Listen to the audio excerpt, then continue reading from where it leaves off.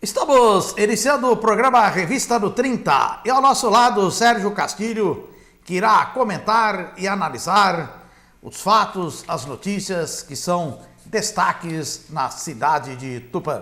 Meu bom dia, meu boa tarde, meu boa noite. Sérgio, nós temos aqui informações de que a Associação dos Aposentados e Pensionistas de Tupã, nesta sexta-feira, dia 24 de janeiro, na sexta-feira de 24 de janeiro, estará realizando um festival de prêmios beneficente a partir das 20 horas, com a cartela no valor de R$15. Quem estiver interessado em contribuir e participar desta diversão sadia, procurar a sede da Associação dos Aposentados, lá na rua Tupinambás, número 96-A, ou então ligar no telefone 3441 5050. O valor da cartela, como já dissemos, R$15, e os prêmios principais: uma televisão de 40 polegadas, 2 bicicletas, um forno de micro-ondas e um purificador de água completo. E, evidentemente, haverá rodadas extras. A promoção, além da Associação dos Aposentados, também envolve o 19º Quarteirão de Amigos de Tupã. Portanto, todos são convidados a participar deste importante evento, Sérgio. O importante é geralmente esses bingos, essas festas que tem assim, sempre um caráter beneficente. Então, as pessoas que gostam, né, então participe, que está ajudando a si e ajudando os outros também. E teremos na vizinha cidade de Marília, no próximo dia 6 de fevereiro, o primeiro encontro empresarial de Marília. O horário do evento será das 19 às 21h30. O local no auditório Anis Badra, que foi deputado federal por Marília durante várias legislaturas.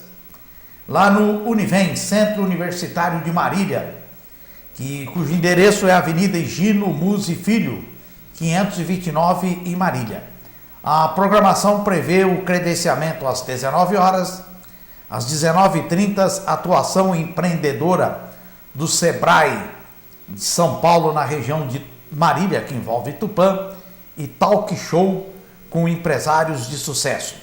Às 20 horas, palestra Atitudes Empreendedoras, Caminho de Sucesso para Empreendedores, com o palestrante Eric Pena.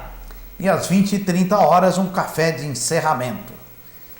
Os Caminhos de Sucessos e Atitudes Empreendedoras é uma palestra voltada para empreendedores, gestores, líderes e profissionais que pretendem alavancar sua carreira ou seu negócio.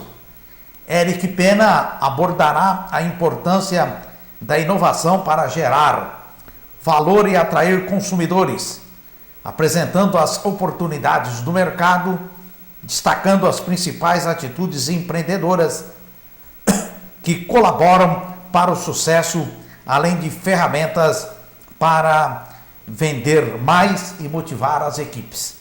E os principais assuntos abordados serão gestão operacional e estratégica, a inovação como diferencial competitivo, conheça seu mercado, identifique oportunidades, tecnologia, atualize suas ferramentas de negócios, atitudes empreendedoras dos campeões, os desafios e os benefícios para quem estiver preparado, a paixão pelo que faz, dicas para encantar clientes internos e externos, superando desafios e ultrapassando metas, e evidentemente chegando ao topo. Sérgio, é importante para quem é do mundo empresarial a participação em eventos deste naipe para aprofundar os seus conhecimentos a fim de aplicá-los no seu dia a dia empresarial. Paulinho, e quanto mais as pessoas tiverem informação, melhor ainda, que cada dia mais o comércio aí, tanto indústria, comércio e a lavoura, está mais competitivo. E maiores informações, e as inscrições também estão sendo feitas ali no Sebrae, na Avenida Tapuias. Sérgio, por outro lado, nós temos a informação que no próximo dia 27 de janeiro este ano, devido à Copa do Mundo que vai ocorrer no Brasil, nós teremos vários dias em que as aulas serão suspensas. Não só as aulas, como as atividades em nosso país. Em razão disso, o ano letivo começará mais cedo, no próximo dia 27 de janeiro, quando cerca de 3.200 alunos da rede municipal de ensino deve voltar às salas de aula. Segundo a diretora do Núcleo Educacional, Marta Amaral, as aulas começarão mais cedo, evidentemente, como já dissemos, devido à Copa do Mundo. Segundo ela, vai iniciar o ano letivo, porque a Copa vai ser nos meses de junho e julho. E a secretaria está seguindo, segundo a Marta Amaral, o calendário elaborado pela rede estadual. O que você tem a dizer? Complica, né, Paulinho? Porque geralmente em Copa do Mundo, quer dizer, as pessoas gostam de assistir os jogos, então professor dá aula para metade da classe ou menos até, então fica complicado. Então é melhor adiantar essas aulas aí. Na época da Copa do Mundo não ter aula, e ao menos a gente sabe que os alunos vão estar ali, em sua maioria, na classe assistindo às aulas. E também vai ser um momento único em nosso país, quando das Olimpíadas tudo estará concentrado na cidade do Rio de Janeiro, daqui a 2 anos, mas as Olimpíadas são diversos esportes, e geralmente esportes num nível mais individual. E o Brasil tem as chances de medalha em um ou outro, mas é uma situação mais complexa. Já a Copa do Mundo, por ser o Brasil tido como o país do futebol, o país que detém o maior número de títulos mundiais em Copa do Mundo, é pentacampeão mundial, isso evidentemente para o país, e todos estarão acompanhando aí.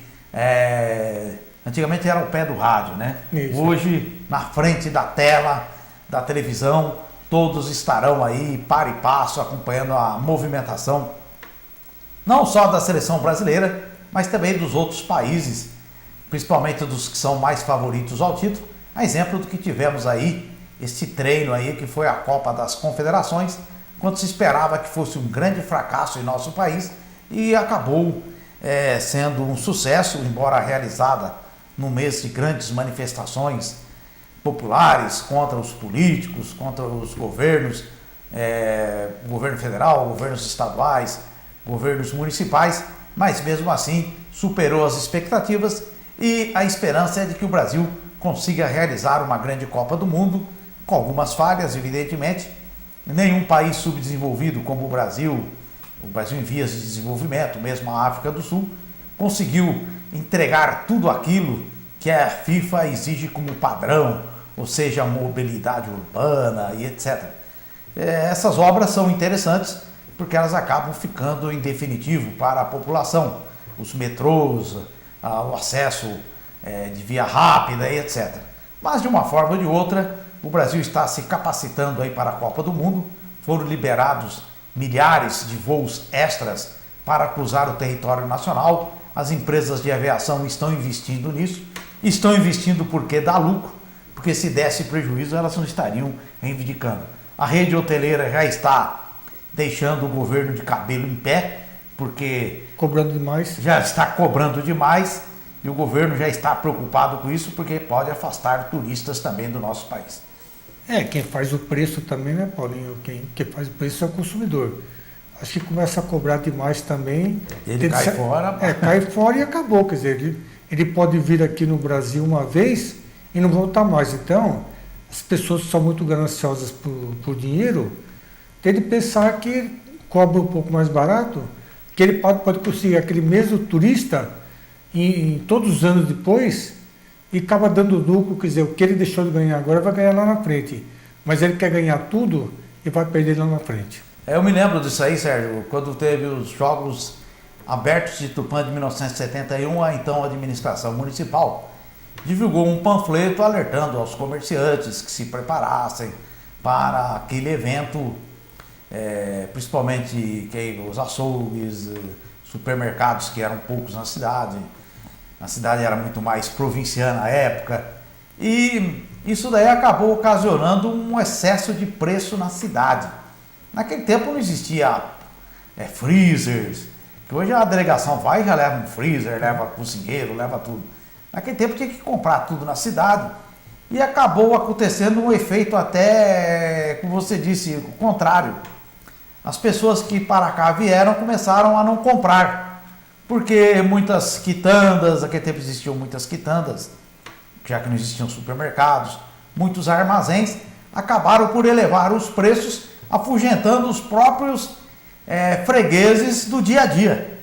Porque em 15 dias se tinha a previsão de que Tupã concentraria cerca de 4 a 5 mil atletas e dirigentes, e que era uma ocasião rara do comércio estar preparado para ganhar dinheiro, mas a ganância da época fez com que as delegações evitassem fazer gastos excessivos, porque geralmente atletas, no caso aí eram atletas amadores, são pessoas estudantes, pessoas de 25 anos, 24 anos, que vinham participar de um certame, de um festival esportivo, e não para fazer turismo aí de alto nível, né?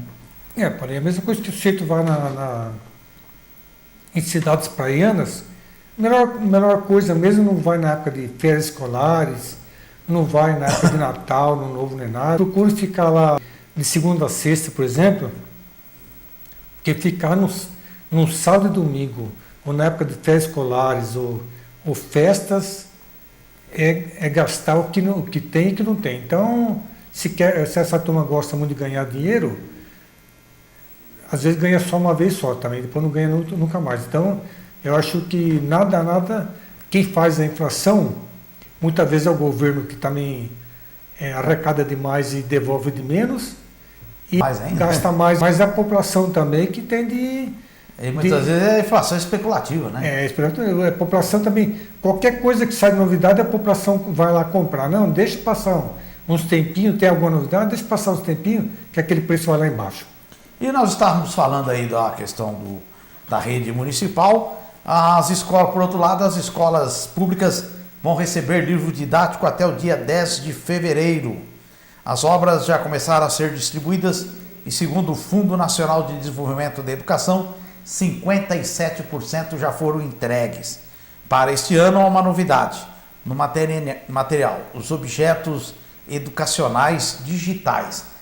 Sérgio, nós somos de uma época que, para se estudar, isso é sinal positivo, né? Os pais faziam aquele sacrifício de compra dos livros escolares, que eram caríssimos, muitas vezes desistiam de estudar seus filhos, mesmo estudando em escola pública, mas não tinham condições de comprar os livros. E hoje o poder público acaba por entregar esses livros, e até já de acordo com o que há de mais moderno, ou seja, com a tecnologia digital. Só que as pessoas têm que colocar na cabeça que isso aí não é de graça. Ele deve acabar saindo, quer dizer... Já está saindo, né? Está saindo, quer dizer, através do nosso de imposto que nós estamos pagando aí, que nós estamos trabalhando 5 meses para pagar os impostos. Então, quer dizer, não existe nada de graça, não. Não vai achar que os governantes estão dando esse material, não. Nós estamos pagando. Então, as pessoas precisam também tomar muito cuidado quando pensa que as coisas estão vindo de graça. Não é de graça, não. Isso, às vezes sai alguma coisa de graça e vai faltar do outro lado. Então, é complicado. E o Sindicato dos Comerciários, por falar nisso, vai entregar kits de material escolar.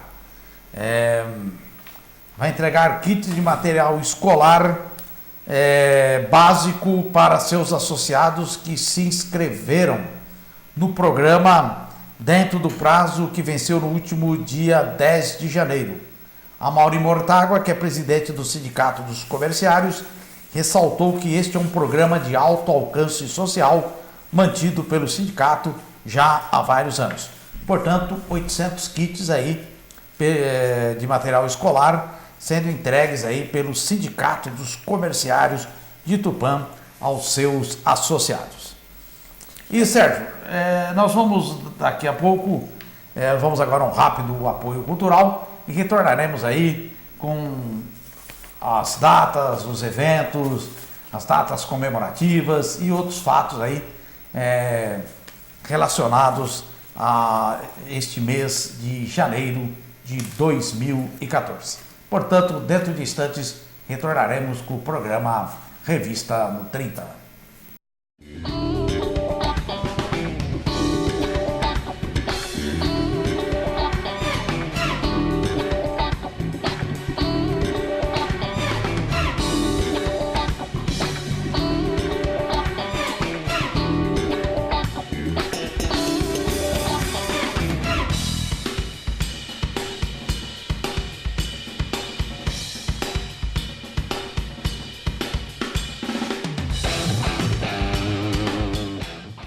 Consultório de Fisioterapia e Estética. Fisioterapia em diversas áreas. Game terapia. Reeducação postural. Estética facial. Estética corporal.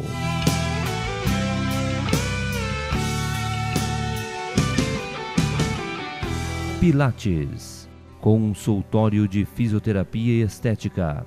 Agende uma visita. Beija-flor Mudas. Mudas de qualidade, resistentes, excelente pegamento, sucesso no resultado. Plantas de alto padrão e produtividade. Produção certificada. Cachepol de vidros, vime, vasos de cimento, seixos, adubo orgânico, plantas ornamentais, divisor de grama, peças decorativas. Rua Estados Unidos, 1250, Parque Industrial. Telefone 3441-4937, celular 9721-7650.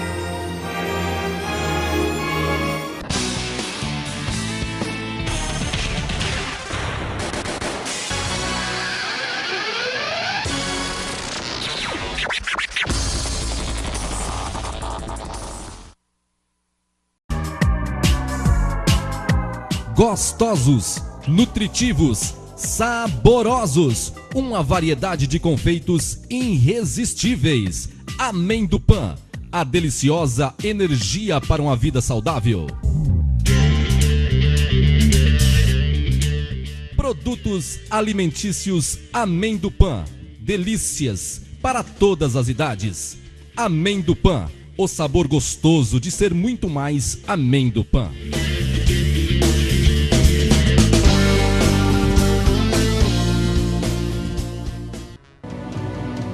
A Igreja Evangélica Assembleia de Deus em Tupã, desde 1944, proclamando as boas novas de salvação.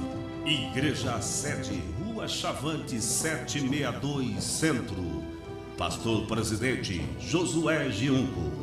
Congregações Vila Indústria, Rua Pompeia 169, Jardim Veline, Avenida Luiz Gonzaga Junqueira de Andrade 405.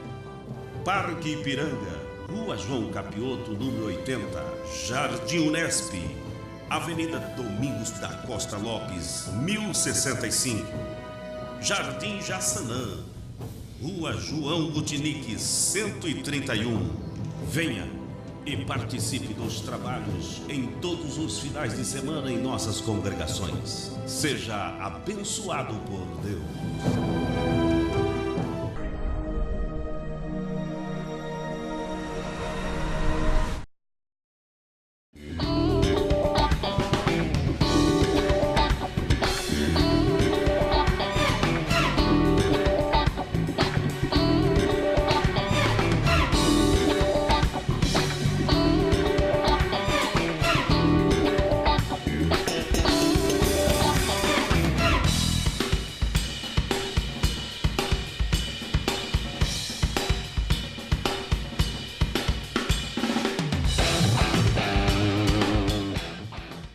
Dentro do programa Revista no 30, nós temos o prazer de receber aqui nos estúdios da TV Universitária Canal 30 o pastor João Elias, que após uma ausência razoável de nossa cidade, está de retorno à cidade de Tupã. Pastor, seus cumprimentos aos nossos telespectadores.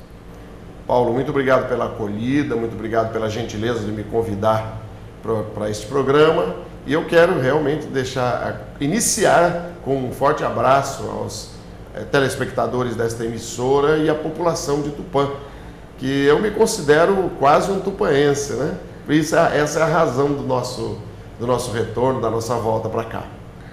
Pastor, o senhor sempre foi considerado um grande comunicador, um comunicador evangelizador. Sim. E uma pergunta que a gente faz já para começar, qual foi a motivação da sua saída de Tupã há cerca de 15 anos atrás e agora o seu retorno? Exatamente. Há 15 anos atrás, eu estava aqui já há alguns anos, quase 10 anos, eu fui pastor aqui. Nós tínhamos um trabalho muito intenso, evangelístico, como você mesmo falou, com muita prosperidade, sempre tive muito respeito da população, mas eu pertencia a uma denominação que ela estava mudando. E nessa mudança havia uma certa exigência de que nós fizéssemos um trabalho num chamado projeto político. Então a ideia era transformar o altar da igreja num palanque para defender posições políticas e para defender alguns candidatos. Coisa que eu não concordei desde o primeiro dia. Eu nunca fui a favor. Eu acho que o altar é santo, o púlpito é santo e tem que ser transmitido a palavra de Deus. Você tem que levar alívio, você tem que levar ajuda, você tem que levar uma palavra de conforto, de otimismo para as pessoas. Agora, se eu pego o meu altar e transformo num palanque eleitoral, num palanque político, para este ou para aquele candidato, não vamos aqui determinar, eu estou descaracterizando o propósito de Deus para a igreja, para o evangelismo. Então eu bati de frente com, naquela época, a direção da denominação no estado de São Paulo. Então eles acharam por bem que eu deveria ser transferido, mudado e colocar alguém com mais, vou usar o termo de novo, mais visão política para defender os candidatos que eles achavam que deveriam representar a denominação. Então, a minha saída deu-se por uma divergência de posição e divergência política também. Eu aceitei, eu sempre fui uma pessoa muito passiva, eu sempre fui uma pessoa muito obediente. A denominação tem um estatuto, eu sempre fui leal a esse estatuto, respeitei esse estatuto, e se foi uma posição da denominação transferir-me por essa razão, eu aceitei passivamente. O senhor acabou explicando a próxima pergunta, qual foi a motivação da sua troca de denominação religiosa, então praticamente já está respondida, né? E nós gostaríamos, o senhor falou, há 15 anos atrás nós tivemos uma eleição municipal na cidade de Tupã. Verdade. E vários candidatos vinculados a denominações evangélicas foram eleitos naquela eleição. Verdade. Vários candidatos a vereador. E posteriormente nós observamos, acompanhando de perto a evolução política da cidade, não sei se o senhor teve contato durante esse período, que muitos daqueles candidatos deixaram de frequentar as denominações ou foram evangélicos de verão ou de período nominais. Eleitoral, nominais. Como que o senhor viu esse fenômeno ocorrendo na cidade de Tupã à época? Bom, eu realmente não estou totalmente inteirado desse fato, mas infelizmente, assim como tem cantores que se tornam cantores gospel para cativar o público cristão, o público evangélico, existem também os políticos que se aproveitam dessa lealdade, porque o povo evangélico é um povo leal. É leal à sua denominação, é leal aos seus pastores e normalmente, eu diria que em 80% dos casos, seguem a orientação que recebem. Então, aquele determinado pastor diz assim, olha, o nosso candidato aqui na igreja é este candidato. Os seus membros, os seus filiados vão seguir essa orientação e vão votar. Então, realmente, alguns aproveitam-se disso para se tornarem candidatos das igrejas. Mas nós também temos homens fiéis e leais às suas denominações que se elegeram, alguns deles estão aí e continuam fiéis e leais. Então é um fenômeno normal, né? Aquele sujeito que muda de time para conseguir alguma coisa naquele time. Eu era do time tal, eu mudei para o time tal, uso o brasão do time. Nós já vimos isso muitas vezes. Declara amor desde criança. Amor. Eu tenho amor desde criancinha, né? Mas na verdade tem alguns interesses obscuros. Eu não posso falar porque eu desconheço, eu realmente não acompanhei nesse período as questões políticas da cidade. Mas que existe em todos os segmentos. Pastor João Elias, nós temos observado aqui no Brasil, notadamente na América Latina, um fenômeno muito grande de religiosidade. O pessoal está se aproximando das igrejas, há um certo esvaziamento da Igreja Católica por um lado, mas por outro lado um próprio movimento carismático, que é pentecostal dentro da Igreja Católica, está muito forte. Em contraposição, na Europa, as igrejas, tanto católica como as protestantes, como a luterana, a igreja anglicana, estão até se aliando recentemente em razão da falta de fiéis. O povo está secularizando, muitos se declaram, por exemplo, na Suécia, são luteranos e ateus. Como que o senhor vê esse fenômeno diferenciado em dois continentes, que são base do cristianismo? Sim, a Europa é praticamente a base do cristianismo. O que acontece, você já deu uma parte da resposta, a secularização e o materialismo. As pessoas começaram a se tornar extremamente materialistas. Pode observar que esse fenômeno das igrejas na Europa, alguns países, as igrejas hoje venderam seus templos para adegas, para clubes, transformaram os seus templos enormes, templos seculares e históricos, em salões para festas, em locais para casamento, porque a quantidade de fiéis vem diminuindo. Mas deu-se pelo fato de que as pessoas tornaram-se muito ricas. É errado ser rico? Absolutamente. Absolutamente. Deus quer que nós sejamos prósperos, que nós tenhamos bens materiais. Isso não é errado, não é pecado. Agora, você não pode se apegar excessivamente e confiar excessivamente nos seus bens materiais. Ao contrário do povo aqui da América Latina como um todo, e vamos falar do Brasil, que é onde nós estamos. O que acontece é que a religiosidade do povo brasileiro, especificamente, ela já vem de berço, já é uma coisa de berço. E eu não acredito que esteja havendo uma movimentação muito grande, não. As igrejas todas, inclusive a Igreja Católica, com o advento de um Papa também sul-americano, ela está se avivando, vamos usar um termo assim, as pessoas estão se apegando também. Então eu acho que esse fenômeno religiosidade na América Latina e no Brasil dá-se por uma questão de educação, uma questão de berço, não é? E o que acontece também é que o Senhor Jesus disse uma vez aos seus ouvintes, ele diz assim, que se vocês não virem sinais, de maneira nenhuma crerão. Então eu acho que as pessoas querem alguma coisa a mais do que só conversa, né? Só retórica. Querem ver alguma coisa acontecendo nas suas vidas, querem ver alguma coisa acontecendo dentro da sua casa, querem ver alguma coisa a mais. Então a posição da igreja e das religiões é levar esse otimismo, é dar um up na vida, na família, levar uma palavra de esperança, uma palavra de confiança. Então o povo brasileiro busca isso. Isso já começou durante o período do regime militar. As pessoas estavam muito desesperançosas. Então encontraram uma palavra nas religiões, vamos falar isso, caracterizar como um todo. E nas igrejas eles viram coisas que não estavam vendo, que não estavam encontrando em outros segmentos, como é o próprio segmento político, como não podiam esperar nada do governo, como aliás hoje espera-se muito pouco do governo, né?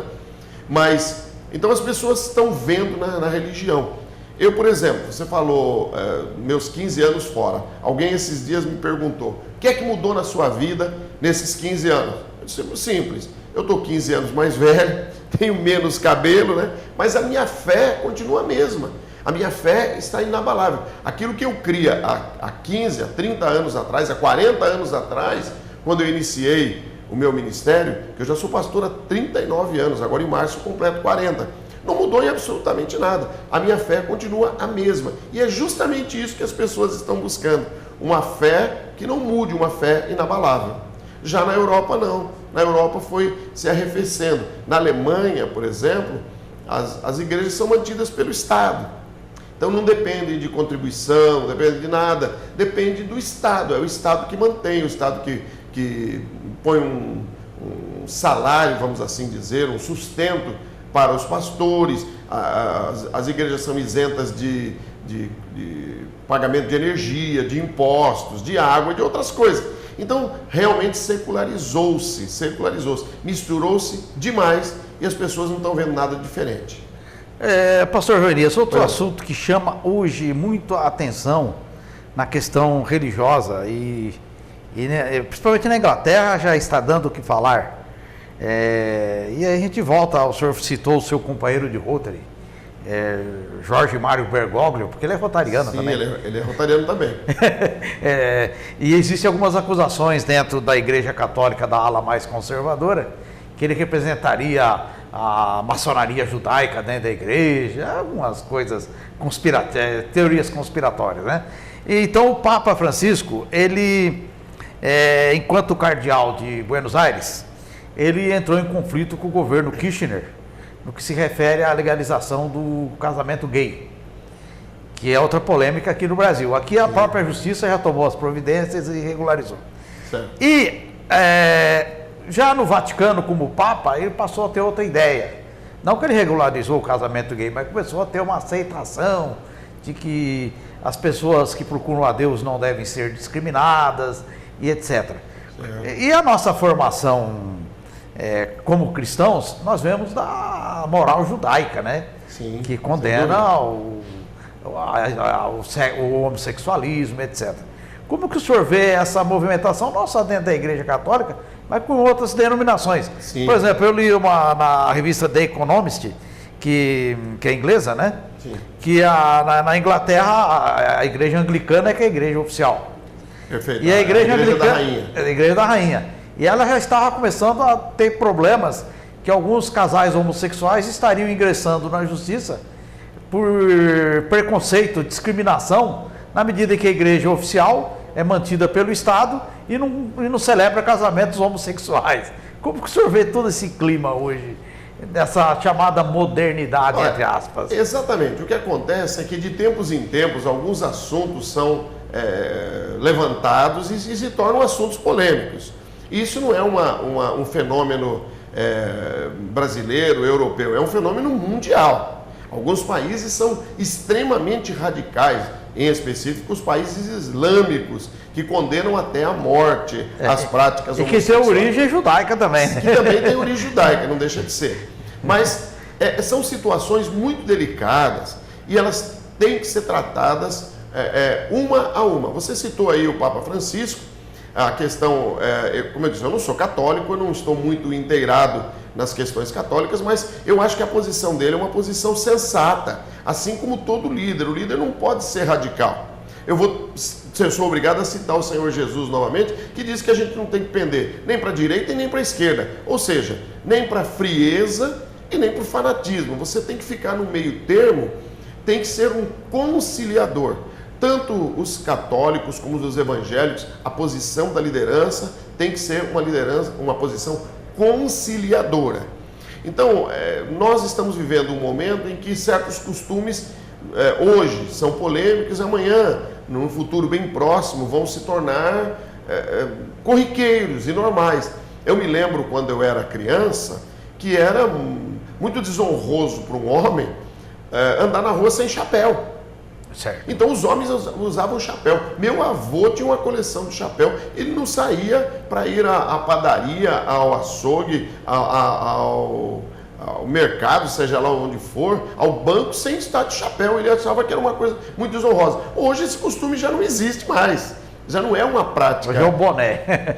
Já mudou, já mudou. No meu tempo de juventude, usava-se umas calças boca de sino, assim, laranja, vermelha. A moda vai mudando, os costumes mudam, todos os costumes mudam, né?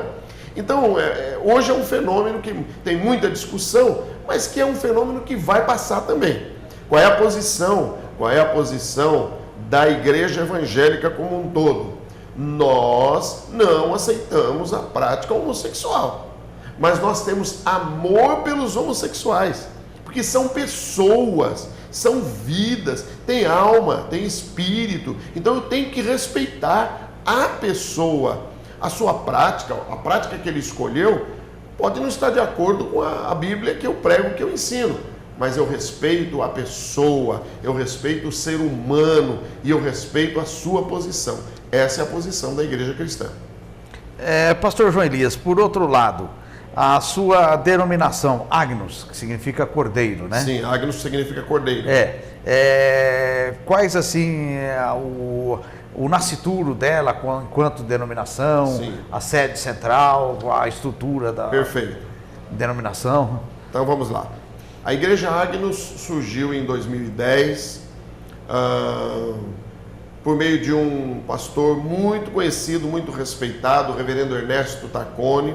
O reverendo Ernesto Tacconi, igualmente por questões políticas, deixou a mesma denominação que eu pertencia e, juntamente com alguns pastores que o acompanharam, eles resolveram fundar uma denominação e a chamaram de Agnus, que ia ser chamada de a Igreja do Cordeiro. Ela começou na cidade de Sorocaba, onde permanece a sua sede até o dia de hoje. O reverendo Tacconi continua sendo o presidente de honra da Igreja Agnus. A sua doutrina, a sua linha é uma linha pentecostal moderada, e a partir daí ela começou a se multiplicar e multiplicar-se, digamos assim, rapidamente, sem exageros, sem arroubos, ela começou a crescer e a se multiplicar. Só na cidade de Sorocaba foram abertas 41 igrejas Agnus, só na cidade de Sorocaba. Aí tem Votorantim, São Roque, as cidades vizinhas. Chegou em Piracicaba, através do bispo Misael Júnior. Lá em Piracicaba tem 4 igrejas Agnus. Mas já está em outros estados, já chegou até no Pará, né? Porque, como eu disse, ela cresceu devagar, mas com qualidade. Posteriormente, nós recebemos uns missionários norte-americanos, Cássia e Doug Wenger, que lá nos Estados Unidos eles tinham um movimento chamado Graça para as Nações. Graça para as Nações. A Graça para as Nações visava imprimir material para universitários, distribuíam literatura nas universidades. E algumas igrejas independentes disseram, escuta, nós não podemos usar o nome Graça para as Nações, então vamos dizer, a Igreja de Cristo, Graça para as Nações. E eles disseram, nada impede que vocês usem o nome, porque Graça para as Nações não é uma denominação. Graça para as Nações é um movimento universitário. Um movimento cristão universitário. Então, algumas pequenas igrejas que estavam independentes se uniram, formaram um tipo de uma sociedade chamada Graça para as Nações. O missionário Doug procurou o reverendo Tacconi e disse, reverendo, por que o senhor não se junta também com a Graça para as Nações? Fica a igreja Agnus no Brasil, mas com a cobertura espiritual, com oração, com amizade, com cobertura de intercessão desse grupo americano. Então a igreja Agnus se tornou Igreja Apostólica Graça para as Nações. Então ficou Agnus, Igreja Apostólica Graça para as Nações, para estar debaixo de cobertura e de oração de diversas igrejas. Hoje, Graça para as Nações acabou se transformando, tendo a sua sede aqui no Brasil, junto com a Agnus, e já também expandiu para Argentina, Chile. Recentemente, agora no mês de dezembro, foi criado um grande movimento na Índia, Graça para as Nações. Havia vamos chamar assim, um tipo de um orfanato, uma entidade que agregava crianças que estavam sendo resgatadas do tráfico internacional de pessoas, tráfico humano. Então essas crianças estavam sem casa, sem família, um movimento começou a juntar e a Graça para as Nações disse, não, então nós vamos manter vocês, estão fazendo um trabalho cristão, um trabalho social. Assim aconteceu a expansão internacional da Agnus Graça para as Nações. Pastor Joanias, um outro assunto aí dentro do campo talvez mais teológico, certo, que tem chamado muita atenção e temos observado uma preocupação das lideranças cristãs, tanto evangélicas como católicas, refere-se a um movimento internacional que tem por objetivo tirar de Cristo a sua condição divina, ou até duvidar da sua própria existência como ser humano.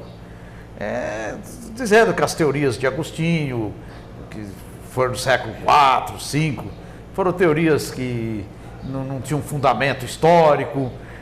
Como que o senhor tem visto esse movimento? Olha, tenho que ficar com a palavra de Deus. A palavra de Deus diz que se alguém nega a Cristo, não tem parte com ele, né? Não tem parte com ele. Isso existe, sempre existiu. As ideias de que Agostinho, Lutero eram pensamentos regionalizados para atender uma necessidade pessoal naquele momento, no momento de transformação ou no momento de reforma. Essas coisas sempre existiram, sempre existirão, mas nós, em hipótese alguma, podemos negar a deidade de Cristo, a sua santidade.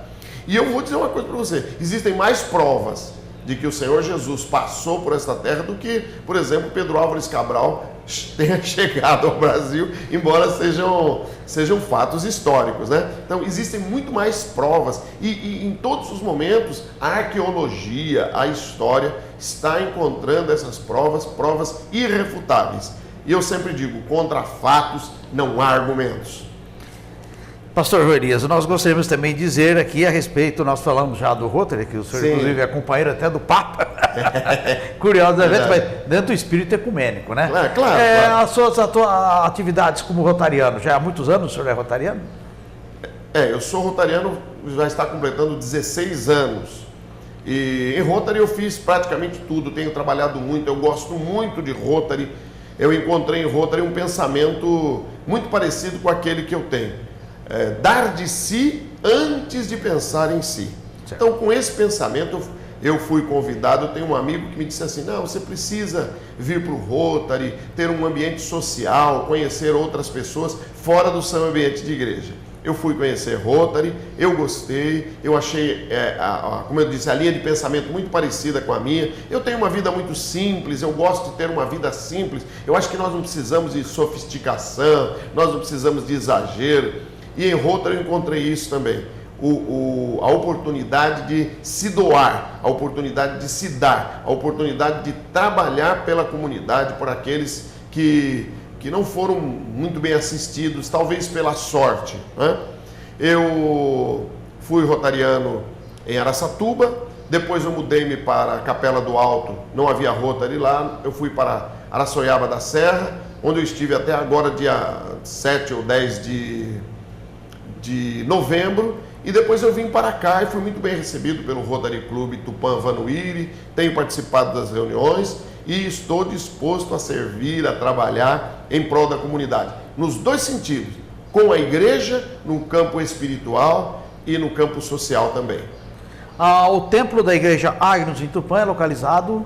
O templo da igreja Agnus está na rua Tupis, número 969, quase esquina ali com a rua Lélio Pisa. É um prédio novo, bonito, cheiroso, lindo. Eu gosto muito. Então eu sou o pai da criança meio... coruja. Meio coruja, exatamente, né? É um templo muito bonito, um lugar muito agradável e está bem localizado. Nós temos no domingo às 9 horas da manhã e às 19h30. Depois eu tenho terça-feira uma noite de crescimento e fortalecimento espiritual, que é o que nós precisamos nos fortalecer espiritualmente. Quarta-feira às 3 horas eu tenho uma corrente chamada Corrente dos Céus Abertos, porque em Deuteronômio 28:12 diz assim: eu, Senhor, abrirei o meu tesouro que é o céu e derramarei sobre vós chuva, bênção e prosperidade. Isso é quarta-feira à tarde. E sexta-feira à noite eu tenho uma noite muito, muito forte, muito poderosa, que é uma noite de libertação espiritual. Nós tivemos nessas últimas sextas-feiras reuniões muito abençoadas. Eu continuo acreditando em milagres, eu continuo acreditando em libertação, eu continuo acreditando na cura do corpo, da alma e do espírito. E deixo aqui aberto a toda a população de Tupã, não importa se você é católico, espírita, protestante, evangélico, livre pensador, as nossas portas estão abertas e nós não discriminamos quem quer que seja. Pastor, já que o senhor falou em espiritismo, qual hoje o relacionamento do movimento pentecostal com o movimento espírita em si? Eu digo em termos de ideologia, né, teológico. Olha, o que acontece é que nós temos que entender que existem muito mais semelhanças do que diferenças. As pessoas gostam de ver as diferenças. Por exemplo, a diferença na cor da pele, né? Eu sou moreno, você é branco, aquele é negro. Espera um pouco, mas eu tenho duas pernas, como o negro e como o branco, como o moreno, como o vermelho, sei lá o que tem. Eu tenho 2 olhos, eu tenho uma boca, eu tenho 2 ouvidos, eu tenho 2 mãos. Oh, espera um pouco, eu tenho muito mais semelhança do que alguma coisa, a diferença pequenas, como por exemplo a cor da pele, o formato dos olhos, a cor do cabelo, sei lá o que. Isso acontece também com os movimentos religiosos. Então algumas pessoas se apegam nas diferenças. Eu não, eu me apego nas semelhanças. Nós somos muito mais semelhantes do que diferentes. Pastor Merias, nós agradecemos aqui a sua presença, a sua palavra contundente em defesa do amor ao próximo, dos princípios cristãos. E diante disso nós gostaríamos que o senhor fizesse, como o senhor... A sua palavra é praticamente ecumênica a todos aqueles que acreditam em Cristo e também os que não acreditam. Gostaríamos que o senhor encerrasse essa entrevista deixando uma mensagem toda especial aos nossos telespectadores. Perfeito. Na verdade, quem tem que agradecer esse convite sou eu. Me sinto muito honrado de estar aqui com vocês. O respeito que vocês sempre demonstraram com a minha pessoa, com o meu trabalho, que é um trabalho muito sério, muito correto. Eu prezo por isso, né? Eu prezo por isso. Então, eu é quem tenho que agradecer. E a mensagem é uma mensagem de otimismo. A mensagem de otimismo, de olhar para frente, de olhar para o futuro.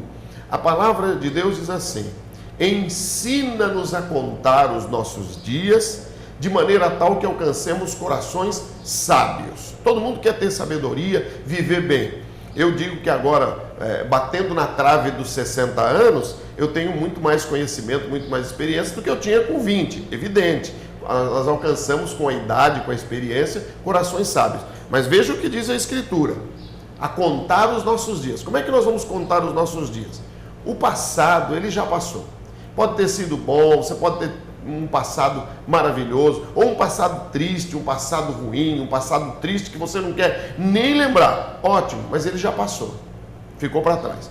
O futuro não nos pertence, o futuro não é nosso, nós não sabemos se estaremos vivos daqui 10 minutos. Então o que eu tenho que fazer? Eu tenho que viver o presente, eu tenho que viver o momento que eu estou vivendo.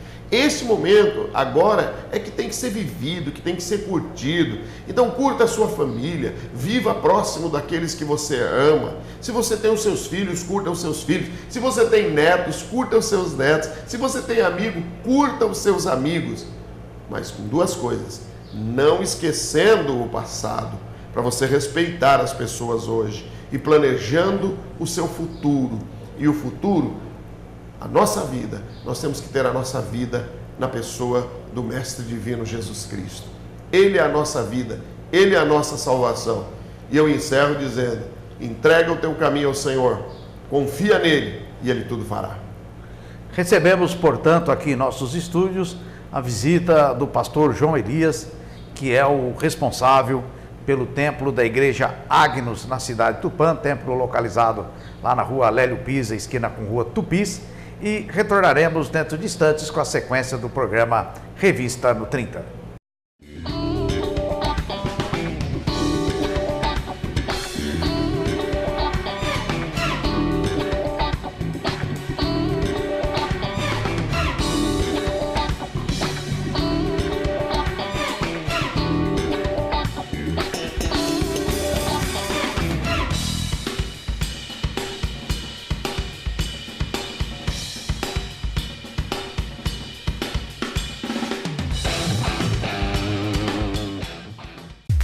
São Judas Tadeu, materiais de construção. Aqui você encontra tudo para sua construção ou reforma: cimento, cal, argamassa, areia, pedra e tintas. Tudo em ferramentas e ferragens. Materiais elétricos e hidráulicos.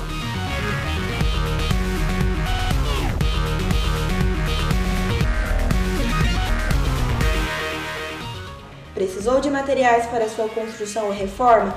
Venha na São Judas Tadeu, materiais para construção. Rua Aimorés, 609. Telefone 3441-2667.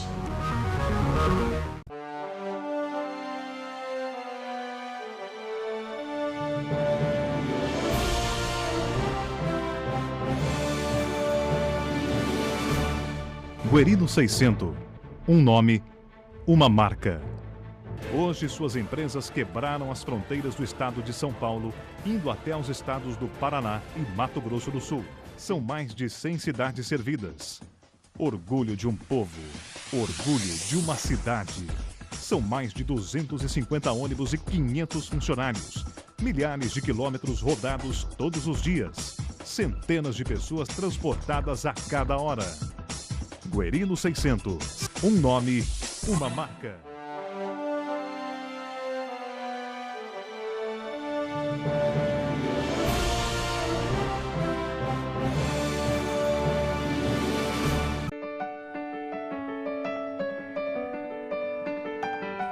A Alfa Imobiliária é a sua parceira ideal para os seus negócios. Várias opções de imóveis, corretores experientes para facilitar a sua transação, seja de compra, venda ou locação. Departamento jurídico em defesa dos seus direitos. Tenha satisfação em seu investimento. Ganhe em garantia e segurança. Alfa Imobiliária. Avenida Tamoios, 1365. Telefone 3404-5333. A TV Universitária agradece ao apoio cultural de Leite Nectar. Produto certo para a sua vida. Leite Nectar, sempre apoiando os grandes eventos de nossa cidade. Nectar, produtos de leite e seus derivados, deliciosamente saudáveis. Nectar é Tupã. O Lava Rápido Tupã se destaca por oferecer aos seus clientes serviços de excelente qualidade. Lavagem completa e polimento do seu carro. Traga o seu veículo e confira essa diferença. Você vai adorar o resultado. Lava Rápido Tupã.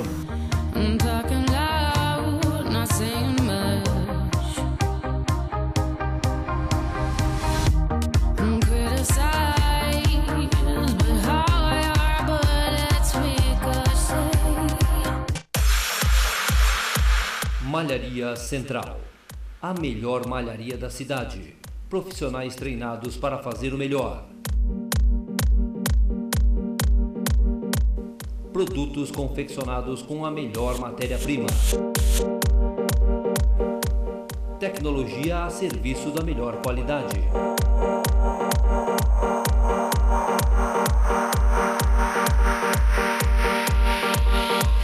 Malharia Central, Iporãs 444, telefone 3441-5684. Proteção, monitoramento e alarmes. Atendimento de segurança. Garantia do direito de viver com tranquilidade. Proteção 24 horas. 3441-3432.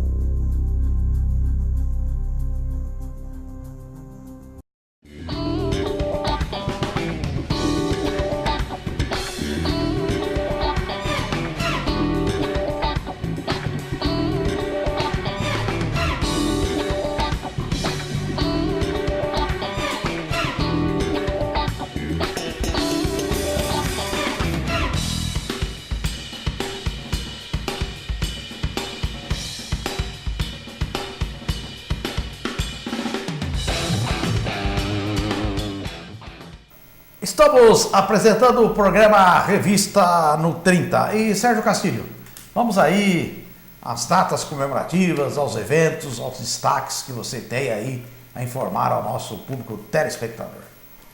Então, Paulinho, quem está assistindo a nossa programação também, que mora ali no Jardim Guanabara, o Jurandir Borba e a esposa dele, Tereza Borba. Então, muito obrigado pelo Jurandir e a Tereza, ali do Jardim Guanabara. E que está assistindo a nossa programação também é o professor Laércio Aparecido Rodrigues. Ele está morando em Marília, mas sempre que está aqui em Tupã, assiste a nossa programação.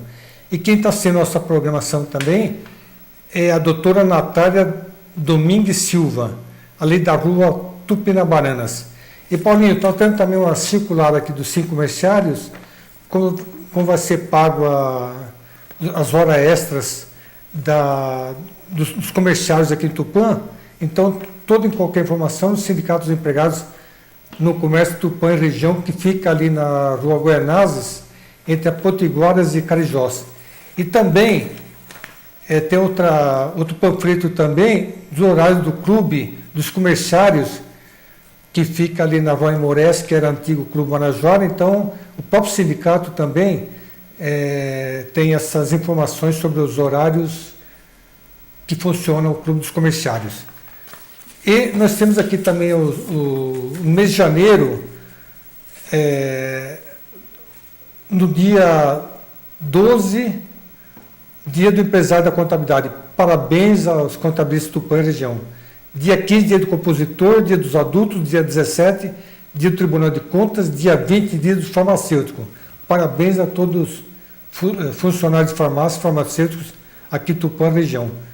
Dia 24, dia da Previdência Social, dia do aposentado, dia 25, dia do carteiro. Parabéns a todos os carteiros, todos os funcionários dos Correios aqui do Tupã e região. Parabéns mesmo, vocês fazem um ótimo serviço. Dia 29, dia do Portuário, dia 30, dia da Saudade, dia Nacional de História em Quadrinho, dia da não violência, dia 31, dia Mundial do Mágico. E nós temos aqui, no dia 25, na Associação dos Aposentados e Pensionistas do Tupã e região, no dia 25 de janeiro, Amigos do Forró de Ourinhos. Então, na Associação dos Aposentados e Pensionistas de Tupã e região, dia 25 de janeiro, Amigos do Forró de Ourinhos. E nós recebemos também a revista Saúde da Federação dos Trabalhadores de Saúde do Estado de São Paulo. O Sindicato dos Empregados da Saúde funciona ali na Rua Caingangues, entre a Tamoios e a Caetés. Jornal da Associação dos Professores do Estado de São Paulo, da POSP. Jornal do Professor do Centro Profissional do Paulista. Jornal dos Sindicatos Comerciais de Tupã. Jornal do SEAC, que funciona ali na Avenida Tamoios, em frente ao antigo Tênis Clube. Revista do Sebrae, que funciona na Tapuias. E revista da FENACOM, que é a Federação Nacional dos Contabilistas, e SESCOM, que é o Sindicato dos Contabilistas também, que funciona na Tamoios, entre a Caingangues e a Coroados. E nós temos aqui os aniversários também. No dia 5 de dezembro, Anália Santana de Jesus, a minha amiga de Araraquara, Anália, parabéns. Você perdeu seu marido, mas Deus ganhou um companheiro. Ele está com Deus também, domingo está com Deus. Anália, parabéns. De mim, Sérgio, seu irmão aqui de Tupã. Você fez muito favor para mim, você e sua família. Parabéns, Anália. Meu também, dos seus filhos, do Paulo e Eduardo, de toda a sua família. E fique com Deus. José Clóvis Dias, da Tabajaras. Cátia Dornelas Almeida Cassiolato, no dia 7. Anália foi dia 5. José Clóvis, a Cátia, dia 7 de dezembro. Nelson Oliveira, da Itapicurus, no dia 11 de dezembro. Parabéns. César Pinto, dia 28 de 12. Parabéns. Cidete Aparecida Vicente Marques, Cidete do Correio. Parabéns. Dia 5 de janeiro. Parabéns, Cidete. Ana Maria Moretti, dia 16 de janeiro. Parabéns, Ana Maria.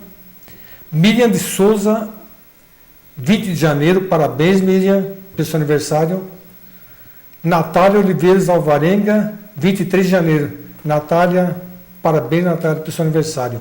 E Rosana Pinto, dia 25 de janeiro, parabéns.